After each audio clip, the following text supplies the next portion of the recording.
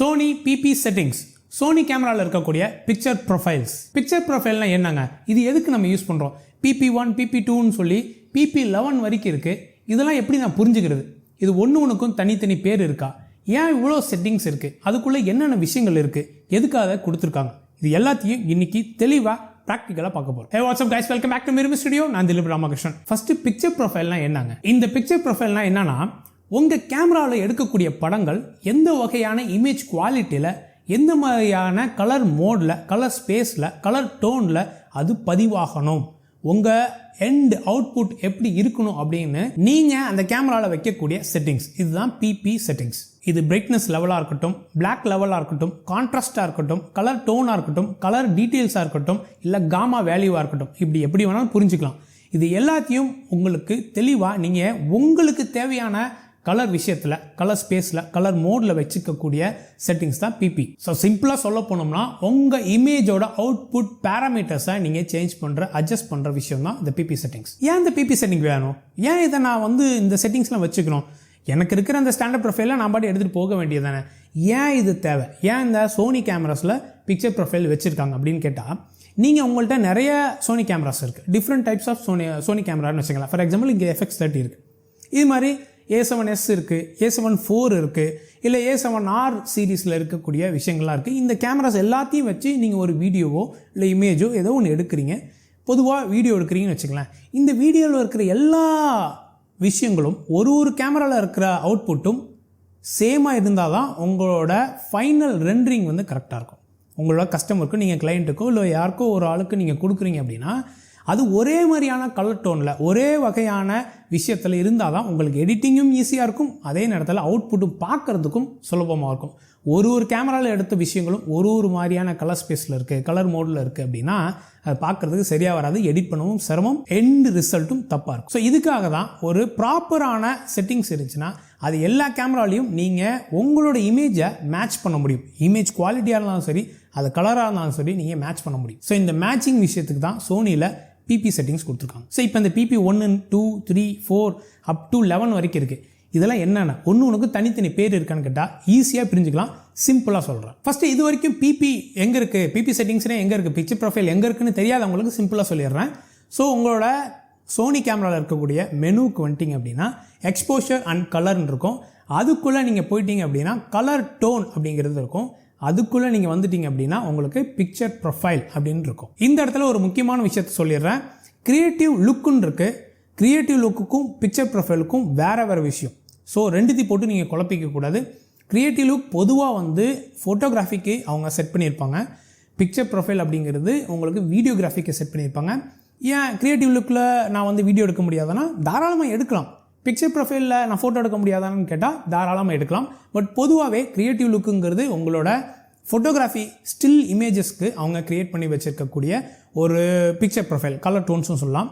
BP settings, picture ப்ரொஃபைல்னு தனியாக இருக்கக்கூடியது உங்களுக்கு வீடியோகிராஃபி சைடுக்கு உள்ள. உங்களோட இந்த பிக்சர் ப்ரொஃபைல் அப்படிங்கிற செட்டிங்ஸ்குள்ளே நீங்கள் வந்துட்டீங்க அப்படின்னா இந்த மாதிரி இருக்கும். ஃபஸ்ட்டு பிபி ஆஃப்னு இருக்கும். அதுக்கடுத்து 1லேருந்து உங்களுக்கு மொத்தமாக 11 செட்டிங்ஸ் இருக்கும். தென் அடுத்தது LUT1, LUT4 வரைக்கும் இருக்கும். அதாவது இது லுக்அப் டேபிள்ஸ்னு சொல்லக்கூடிய யூசர் நீங்களாக கொடுக்கக்கூடிய ஒரு செட்டிங்ஸை நீங்கள் இதில் அப்லோட் பண்ணி வச்சுட்டு அதை நீங்கள் இந்த பிபி செட்டிங்ஸில் யூஸ் பண்ணிக்கலாம். ஸோ இது பின்னாடி பார்ப்போம். அதுக்கு முன்னாடி இந்த PP1லேருந்து PP11 வரைக்கும் பொதுவாக இருக்கக்கூடிய விஷயங்கள், இதில் என்ன ஆக்சுவலாக அவுட் ஆஃப் த பாக்ஸ் இதில் என்ன வருது செட்டிங்ஸ் அப்படிங்கிறத தெரிஞ்சுக்கும். இதுக்கு தனித்தனியாக பேர் கொடுத்துருக்காங்க, அதையும் தெரிஞ்சுக்கும். ஸோ சோனி ரெக்கமெண்டட் செட்டிங்ஸ் என்னவோ அதுதான் இங்கே செட் பண்ணியிருப்பாங்க.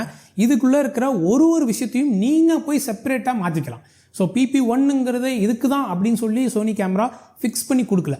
அதை போய் நீங்கள் மாற்றிக்கலாம், எப்படி வேணாலும் உங்களுக்கு பிடிச்ச மாதிரி மாற்றிக்கலாம். ஸோ இங்கே PP1 அப்படிங்கிறது உங்களுக்கு மூவி ஸ்டாண்டர்டான உங்களுக்கு ஒரு செட்டிங்ஸ், ஸ்டாண்டர்டான மூவிக்குன்னு இருக்கக்கூடிய செட்டிங்ஸை இவங்க சோனி இதில் கொடுத்துருக்காங்க. இந்த ஸ்டாண்டர்ட் செட்டிங்ஸ் எல்லாமே பார்த்தீங்கன்னா Rec 709 தான் ஒர்க் ஆகும். அதாவது சோனியோட சினிடோன்கிற கலர் மோடில் தான் ஒர்க் ஆகும். அதுவே நீங்கள் PP2ங்கிறதுக்கு வந்துட்டிங்கன்னா ஸ்டில் இமேஜுக்காக கொடுக்கக்கூடிய ஒரு பிக்சர் ப்ரொஃபைல். பிபியை வச்சு நீங்கள் பிக்சர் ப்ரொஃபைலை வச்சு நீங்கள் ஸ்டில் இமேஜ் எடுக்கிறீங்கன்னா இந்த PP2 நீங்கள் யூஸ் பண்ணும்போது உங்களுக்கு இந்த காமா வேல்யூ, தென் இதில் இருக்கக்கூடிய கலர் மோட், இது எல்லாமே ஸ்டில்லுங்கிற ஒரு செட்டிங்ஸில் ஒர்க் ஆகும். ஸோ ஸ்டாண்டர்டாக எனக்கு ஸ்டாண்டர்டான ஒரு அவுட்புட் வேணும், எல்லா கேமராலையும் எடுக்கக்கூடிய ஸ்டில்லும் எனக்கு சோனி FX30 எடுத்தாலும் FX3 எடுத்தாலும் A7 எடுத்தாலும் A7S3 எடுத்தாலும் எனக்கு ஒரே மாதிரி வேணும் அப்படின்னு நீங்கள் நினச்சிங்கன்னா அவுட் ஆஃப் த கேமரா இந்த செட்டிங்ஸில் வச்சு நீங்கள் எடுக்கும்போது உங்களோட ஸ்டில் இமேஜ் ஆர் மூவி செட்டிங்ஸில் PP1 வச்சு எடுத்த வீடியோவும் ஒரே மாதிரி இருக்கும். தென் PP3 அண்ட் PP4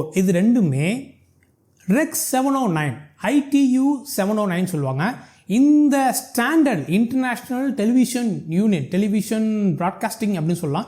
ஸோ இந்த ITUன்னு சொல்லுவாங்க. அவங்க கொடுத்துருக்கக்கூடிய ஸ்டாண்டர்டான இந்த கலர் ஸ்பேஸில் ஒர்க் ஆகக்கூடிய ஒரு பிக்சர் ப்ரொஃபைல். PP3ங்கிறது உங்களுக்கு நேச்சுரலான ஒரு பிக்சர் ப்ரொஃபைல்.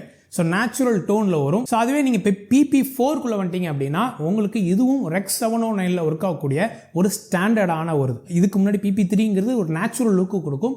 பட் இது வந்து ஸ்டாண்டர்டான ஒரு லுக்கு.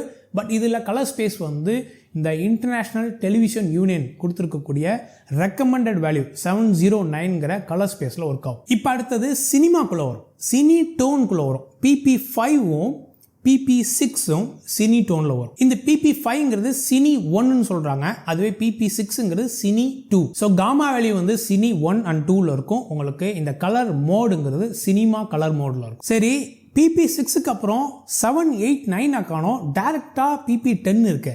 இது என்னங்க 7, 8, 9 காணோம். இதில் என்ன கொடுத்துருக்காங்க? இதுக்கு முன்னாடி பழைய கேமராஸ்லாம் இருந்துச்சு, 7, 8, 9 பார்த்துருக்கேன். திடீர்னு இப்போ அப்டேட் பண்ண இல்லை புது கேமராஸ்லாம் நான் வாங்குகிறேன், அதிலலாம் வந்து இந்த 7, 8, 9 காணோம். டேரெக்டாக PP10க்கு போயிடுச்சு. இந்த 7, 8, 9ல் என்ன இருக்குதுன்னு பார்க்குறதுக்கு முன்னாடி இந்த 10லையும் இந்த 11ல் என்ன இருக்குங்கிறத பார்த்துட்டு அந்த 7, 8, 9க்கு வரும். ஏன்னா அது ரொம்ப இம்பார்ட்டண்டான விஷயம். இந்த PP10ங்கிறது HLGன்னு சொல்லுவாங்க, ஹைப்ரிட் லாக் காமா. இந்த ஹைப்ரிட் லாக் காமானா என்னன்னா இந்த SDR and HDR, standard dynamic range, high dynamic range, இந்த ரெண்டு விஷயத்தையும் ஒரே கலர் மோடில் ஒரே கலர் ஸ்பேஸில் மிக்ஸ் பண்ணி உங்களுக்கு ப்ரொஃபைலாக கொடுக்கும், வெளியில் அவுட்புட்டாக கொடுக்கும். இது இப்போ புதுசாக இருக்கக்கூடிய இந்த HLGயில் எடுக்கக்கூடிய வீடியோஸ் வந்து புதுசாக இருக்கக்கூடிய டிவைசஸில் நீங்கள் ரன் பண்ணும்போது உங்களுக்கு HDR கண்டென்ட் வரும், so high dynamic range content வரும். அதே வீடியோ எடுத்துக்கொண்டு போய் பழைய சிஸ்டத்தில், பழைய டிவி, பழைய மொபைல் இல்லை பழைய விஷயத்தில் நீங்கள் வியூவிங் டிவைஸில் நீங்கள் பார்க்கும்போது ஸ்டாண்டர்டு டைனமிக் ரேஞ்ச் வரும். ஸோ புதுசாக இருக்கிற டிவைஸ்க்கு ஹை டைனமிக் ரேஞ்சும் பழைய டிவைஸில் ஒர்க் ஆகிற ஸ்டாண்டர்ட் டைனமிக் ரேஞ்சும் ரெண்டுத்தையும் ஒரே நேரத்தில் ஹைப்ரிட்டாக மிக்ஸ் பண்ணி கொடுக்குறது தான் இந்த ஹைப்ரிட் லாக் காமான்னு சொல்லுவாங்க. இதில் இருக்கக்கூடிய ஒரு விஷயத்துக்கும் தனியாக ஒரு வீடியோவாக பேசலாம். இதில் இருக்க முக்கியமான டீட்டெயிலை, சின்ன விஷயங்களை மட்டும், தேவையான விஷயங்களை மட்டும் இதில் சொல்லிக்கிட்டு இருக்கோம். ஸோ இந்த ஹைப்ரிட் லாக் காமாங்கிறது தான் இதில் இருக்கக்கூடிய காமா வேல்யூ. ரொம்ப நேரமாக காமான்னு சொல்லிட்டு இருக்கீங்க. காமானா என்னன்னா இந்த கேமரா உங்களோட brightness value from darkest to brightest இருக்கக்கூடிய அந்த வேல்யூவை எப்படி மேப் பண்ணு, எப்படி வந்து அது கிரகிச்சுக்குது, எப்படி அது வந்து உள்ள ரெக்கார்ட் பண்ணுது அப்படிங்கிறதுக்கான ஒரு அளவீடு, ஒரு கர்வ்னு சொல்லலாம். காமா கர்வ்னு தான் சொல்லுவாங்க. ஸோ இந்த கர்வை வச்சு தான் உங்களுக்கு டார்க்கஸ்ட்லேருந்து பிரைட்டஸ்ட் பகுதி வரைக்கும் இருக்கக்கூடிய டீட்டெயில் எப்படி உங்கள் கேமரா ரெக்கார்ட் பண்ணுது. இதில் இந்த கர்வேச்சர் வந்து ரொம்ப வைடாக இருந்துச்சு அப்படின்னா நிறைய detail from darkest part to brightest part record ஆகும். அதில் வந்து ரொம்ப நேரோவாக இருந்துச்சு அப்படின்னா டார்க்லேயும் பிரைட்டஸ்ட்லேயும் இருக்கக்கூடிய டீட்டெயில் வராது, நடுவில் இருக்கக்கூடிய டீட்டெயில் மட்டும் வரும். ஸோ இந்த காமா, இந்த HLG வந்து ஹைப்ரிட் லாக் காமாங்கிற காமாவில் ஒர்க் ஆகுது. அதே கலர் மோடுன்னு பார்த்தீங்கன்னா BT202 இருக்கும். அது என்னங்க BTனா? இது ரெக்கமெண்டட் 202ன்னு சொல்லுவாங்க. அதாவது REC 2020 அப்படிங்கிற கலர் மோட், கலர் ஸ்பேஸ்லையும் சொல்லுவாங்க. ப்ராட்காஸ்டிங் டெக்னிக்கல் அப்படிங்கிற BT அப்படிங்கிற சின்ன வேர்டை வச்சு தான் அவங்க குறியீடு பண்ணுறாங்க. இது பொதுவாக இந்த கலர் ஸ்பேஸ் வந்து 4K ஆர் HDR வீடியோஸ்க்கு நீங்கள் யூஸ் பண்ணணும். இங்கே வந்து HLGயில் ஹைப்ரிட் லாக் காமாவில் நம்ம HDR நம்ம உள்ளே புகுத்துறோம். SDR அண்ட் HDRங்கிற டைனமிக் ரேஞ்ச் வீடியோ உள்ளே புகுத்துறோம். அப்போ அதுக்கு தேவையான கலர் ஸ்பேஸில் தான் நீங்கள் எடுக்கணும்னு சோனி உங்களுக்கு டீச் பண்ணுறாங்க. அதை வந்து கொடுத்துட்டாங்க. HLG நீங்கள் HLG2, HLG3 யூஸ் பண்ணுறீங்க அப்படின்னா கண்டிப்பாக நீங்கள் BT202 கலர் மோடு தான் நீங்கள் சூஸ் பண்ணணும். அதை விட்டுட்டு REC 709 ITU 709 போனீங்கன்னா உங்களுக்கு அந்த லெவலுக்கு டீட்டெயில் வராது அப்படின்னு சொல்கிறாங்க.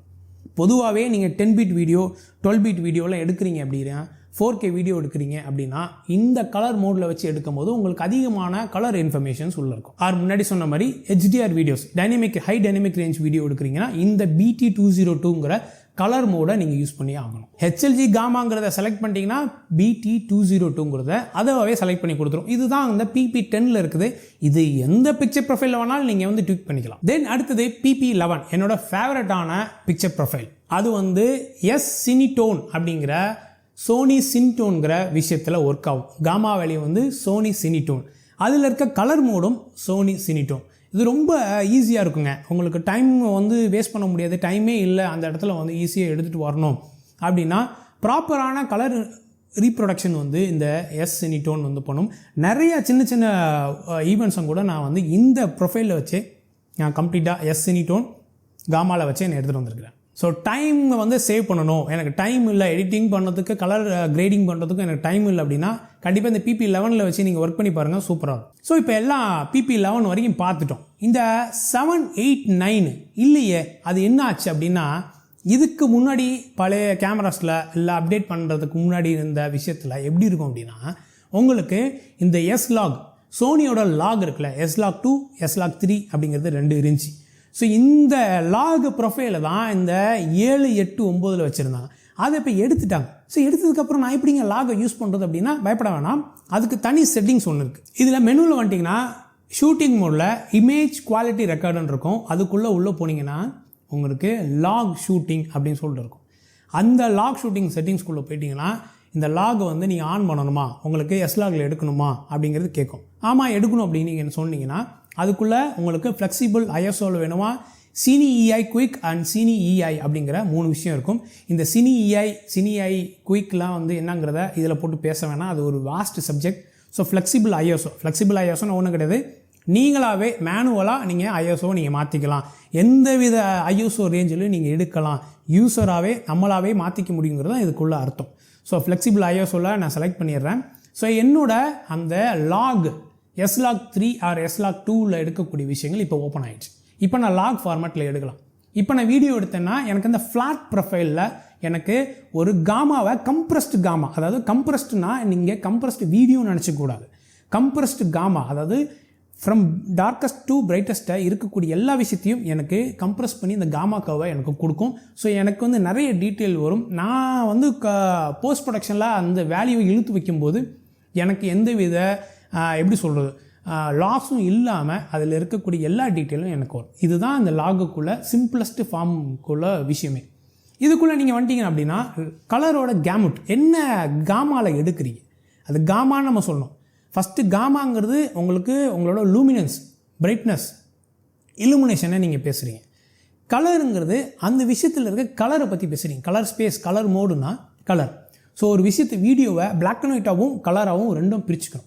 ஸோ அதில் இருக்கக்கூடிய black and white darkest to brightest illumination அதாவது காமா. தென் கலர் மோடுனா அந்த ஒரு காமா இடத்துக்கும் என்னென்ன கலர் வேணும். இங்கே என்னோடய டிஷர்ட் பிளாக்கில் இருக்குது, பின்னாடி இது வந்து ப்ளூ கலரில் இருக்குது. ஸோ மற்ற விஷயங்கள் எல்லாமே வந்து வேறு கலரில் இருக்குது. என்னோடய ஸ்கின் டோன், ஸோ இருக்கக்கூடிய எல்லாத்துக்கும் கலர் இருக்குது. இது எல்லாமே கலர் மோடில் வரும். பட் நான் வந்து டார்க்காக இருக்கலாம், செவுரு வந்து பிரைட்டாக இருக்கா, இந்த டிஷர்ட் வந்து டார்க்காக இருக்காங்கிற விஷயத்தை சொல்கிறது காமா வேல்யூ. இப்போ உங்களுக்கு புரிஞ்சிருக்குன்னு நினைக்கிறேன். உங்களுக்கு S-Log3யில் S-Gamut3 சினி எடுக்கிறீங்களா இல்லை S-Gamut.3 அப்படிங்கிற விஷயத்தை எடுக்கிறீங்களான்னு கேட்கும். இது என்னது ஒரே குழப்பமாக இருக்கே அப்படின்னு நீங்கள் கேட்கலாம். ஸோ இப்போ S-Log3 S-Gamut3 அப்படிங்கிறத நான் செலக்ட் பண்ணிட்டேன்னு வச்சுங்களேன். இதில் என்ன சொல்லுது அப்படின்னா இந்த பின்னாடி இருக்கிற S-Log3ங்கிறது உங்களோட காமா. கலர் மோடுன்னு பேசிகிட்டு இருந்தோம்ல, ஒரு ப்ரொஃபைலுக்கும் காமா வேல்யூ எது என்ன கலர் மோடுன்னு பேசணும். இங்கே கலர் மோடு என்னன்னா S-Gamut3 சினி அப்படிங்கிற விஷயம் இருக்குது. இங்கே நீங்கள் புரிஞ்சுக்கணும். இங்கே என்ன புரிஞ்சுக்கணும் அப்படின்னா S-Gamut3 அப்படிங்கிறது ஒரு வைடு கலர் ஸ்பேஸுங்க, ஒரு நல்ல ஒரு வைடான கலர் ஸ்பேஸ். அந்த கலர் ஸ்பேஸ்க்குள்ள நிறைய கலர் இன்ஃபர்மேஷன்ஸ் இருக்கும். ஃப்ரம் க்ரீன் வந்து அதிகமாக க்ரீன் கலர்ஸோட இன்ஃபர்மேஷன்ஸ் வந்து S-Gamut3யில் தான் அதிகமாக இருக்குதுன்னு சொல்லுவேன்.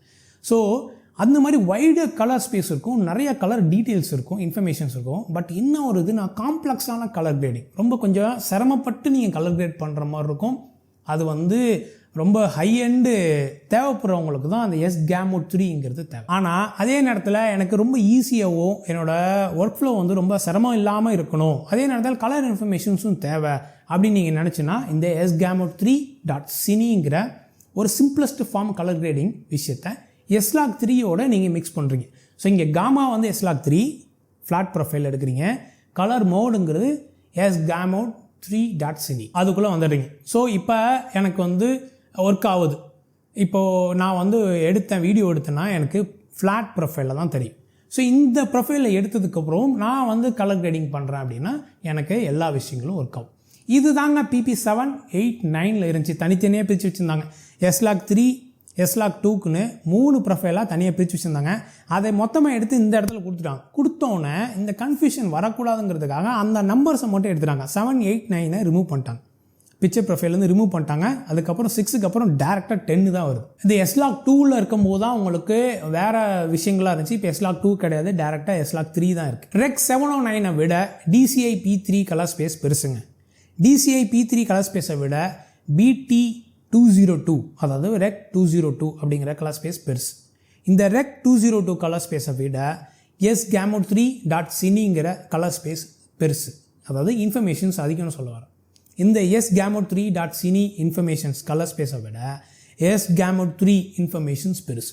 உங்களுக்கு கலர் இன்ஃபர்மேஷன்ஸ் கலர் டீட்டெயில் பெருசாக வேணும், எனக்கு நிறையா வேணும், என்னோடய ப்ரொடக்ஷனே பெருசு, எனக்கு ஹை எண்ட் எடிட்டிங் பண்ண போகிறேன் அப்படின்னா நீங்கள் sgamut3யில் S-Log3யில் ஷூட் பண்ணுங்கள். இல்லை நான் ரொம்ப லோ எண்டு எனக்கு அந்த லெவலுக்குலாம் இல்லை, இப்போ தான் நான் வந்து சோனி கேமராவை நான் யூஸ் பண்ணுறேன் அப்படின்னா ஒரு ஸ்டாண்டர்டான ப்ரொஃபைலில் நீங்கள் அதாவது S-Cinetone Rec 709ல் நீங்கள் இருக்கக்கூடிய இந்த ITU 709 சொன்னோம்ல அந்த கலர் ஸ்பேஸில் நீங்கள் ஒர்க் பண்ணுங்கள். ஸோ உங்களுக்கு இதில் ஒர்க் பண்ணவும் ஈஸியாக இருக்கும். நீங்கள் ஹை எண்டு ப்ரொஃபஷனல்ஸாக இருந்தால் இதில் ஒர்க் பண்ணும்போது உங்களுக்கு நிறைய டீட்டெயில்ஸ் இன்ஃபர்மேஷன்ஸ் இருக்கும். இந்த S-Log3 யூஸ் பண்ணும்போது எனக்கு ரொம்ப ஃப்ளாட்டாக இருக்குது. எனக்கு வந்து எடிட்டிங் அப்போ நான் பார்த்துக்குவேன். எனக்கு ஸ்க்ரீனில் நான் பார்க்கும்போது எனக்கு சரியாக அந்த அமைஞ்சிருக்கா, ரெக்கார்ட் ஆகியிருக்கா, ஒழுங்கா கரெக்டான எக்ஸ்போஷரில் வச்சுருக்கேனா அப்படின்னு சொல்லிட்டு நிறைய பேருக்கு குழப்பம் இருக்கும். அதுக்கு எக்ஸ்டர்னல் மானிட்டர் நம்ம யூஸ் பண்ணுவோம். அதில் வந்து லெட்டை போட்டு பார்ப்போம். கேமராலே நம்ம அது மாதிரி பார்க்க முடியுமானா கண்டிப்பாக பார்க்கலாம். நீங்கள் அந்த ஆப்ஷனுக்குள்ளே கலர் டோனுக்குள்ளே நீங்கள் வந்துட்டீங்க அப்படின்னா செலக்ட் லட்டுன்னு இருக்குது பார்த்தீங்களா, உங்களுக்கு அதாவது S-Log3யில் நீங்கள் வச்சதுக்கப்புறம் உங்களோட இமேஜ் குவாலிட்டி லாக் ஷூட்டிங் வந்து நீங்கள் ஆன் பண்ணிட்டு நீங்கள் S-Log3யில் வச்சதுக்கப்புறம் உங்களோட கலர் டோனுக்குள்ளே நீங்கள் வந்துட்டீங்க அப்படின்னா உங்களுக்கு இங்கே செலக்ட் லட்டுன்னு இருக்குது. இந்த லட்டுக்குள்ளே எனக்கு எந்த லட்டுலாம் தேவையில்லை எனக்கு தெரியும் அப்படின்னு நீங்கள் நினச்சிங்கன்னா உங்களுக்கு S-Log3யில் வச்சுக்கலாம். இல்லை எனக்கு சரியான கலர் இன்ஃபர்மேஷன்ஸ் ஒழுங்காக ரெக்கார்ட் ஆகுதா அப்படின்னு தெரிஞ்சுக்கணும் அப்படின்னு நீங்கள் நினச்சிங்கன்னா நீங்கள் மீதம் இருக்கிற எல்லா ப்ரொஃபைல்ஸும் இருக்குது, அதில் இருக்கக்கூடிய கலர் மோட்ஸ் எல்லாத்தையும் நீங்கள் இது யூஸ் பண்ணிக்கலாம். ஸோ உங்களுக்கு ஃபார் எக்ஸாம்பிள் Rec 709 இருக்குது, உங்களோட ஸ்பெஷல் லட்டை நீங்கள் இம்போர்ட் பண்ணி வச்சுருக்கீங்க அப்படின்னா அதையும் நீங்கள் போய்ட்டு இதில் இருக்கக்கூடிய யூசர் அப்படின்னு இருக்கக்கூடிய அந்த லட்டையும் நீங்கள் ஃபார் வியூவிங் பர்பஸ்க்காக நீங்கள் யூஸ் பண்ணிக்கலாம். ஸோ அந்த மாதிரி நீங்கள் யூஸ் பண்ணும்போது உங்களுக்கு ஆன் ஸ்க்ரீனில் கேமராவில் டைரெக்டாக தெரியும்.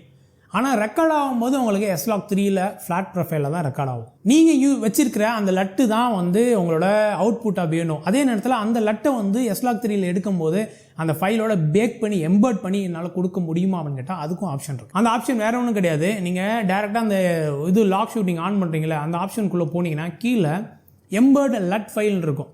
அதை நீங்கள் ஆன் பண்ணிட்டீங்க அப்படின்னா S-Log3யில் எடுத்தாலும் உங்களுக்கு உங்களோட லட்டு நீங்கள் எந்த லட்டு நீங்கள் செலக்ட் பண்ணி வச்சுருக்கீங்களோ அந்த லட்டை வந்து எம்பர்ட் பண்ணி உங்களுக்கு அவுட்புட்டாக கொடுத்துரும். ஸோ டைம் சேவ் பண்ணி ஈஸியாக டெலிவரி பண்ணுறதுக்கு சீக்கிரமாக டெலிவரி பண்ணுறதுக்கு இந்த மாதிரி விஷயத்தை நீங்கள் யூஸ் பண்ணிக்கலாம். உங்களுக்குன்னு ஸ்பெஷலான கலர்ஸ் உங்கள் ஸ்டுடியோக்குன்னு உங்கள் ஒர்க்குக்குன்னு உங்களுக்குன்னு ஒரு யூனிக் கலர்ஸை நீங்கள் ஃபார்ம் பண்ணி வச்சுருப்பீங்க லட்டா, அந்த கியூப் ஃபைல்ஸை இம்போர்ட் பண்ணி நீங்கள் உடனே S-Log3யில் நீங்கள் இதை பேக் பண்ணி ஈஸியாக கிளைண்ட்டுக்கு சீக்கிரமாக டெலிவர் பண்ண முடியும். ஸோ இவ்வளோ விஷயங்கள் இந்த பிக்சர் ப்ரொஃபைலில் இருக்குங்க. இவ்வளோ விஷயங்கள் வந்து ரொம்ப வாஸ்டான சப்ஜெக்ட். இதுவே கிட்டத்தட்ட 20 நிமிஷத்துக்கு மேலே வீடியோ வந்திருக்கும். ஸோ இதுக்கப்புறம் நிறைய எக்ஸாம்பிள்ஸை நம்ம வந்து இடையில ஜஸ்ட்டு வந்து கலர்ஸ் எப்படி மாறுதுங்கிறது மட்டும் நம்ம பார்த்துருப்போம். நிறைய வீடியோவோட ஸ்பெஷலாக வேணும் அப்படின்னா ஒன்றுக்கு தனியாக தான் நம்ம பேச முடியும். S-Log3 அப்படிங்கிற லாக் ப்ரொஃபைலுக்கு தனியாக வேணால் வீடியோ பண்ணலாம், Cine 1 and 2க்கு தனியாக பண்ணலாம், ஸோ இந்த மாதிரி HLGக்கு தனியாக பண்ணலாம். ஸோ இது வந்து தனி செப்பரேட் வீடியோஸை பார்ப்போம். இதோட போட்டு மல்லு கட்டணும் அப்படின்னா 1 மணி நேரம் வீடியோ ஆயிரும். ஸோ அதனால் சிம்பிளாக நிறைய டீட்டெயில்ஸை புரிகிற மாதிரி இந்த விஷயங்களை உள்ளடக்கி இந்த சின்ன வீடியோவாக ஆக்கியிருக்கோம். ஸோ இந்த வீடியோ பிடிச்சிருந்துச்சுன்னா லைக் பட்டனை தட்டி விடுங்க, சப்போர்ட் பண்ண நினச்சிங்கன்னா சப்ஸ்கிரைப் பண்ணுங்கள். இந்த மாதிரி இன்னொரு இன்ஃபர்மேட்டிவ் வீடியோவில் உங்களை சந்திக்கிறேன். இதுமாரி studio we great fun with you. Bye bye.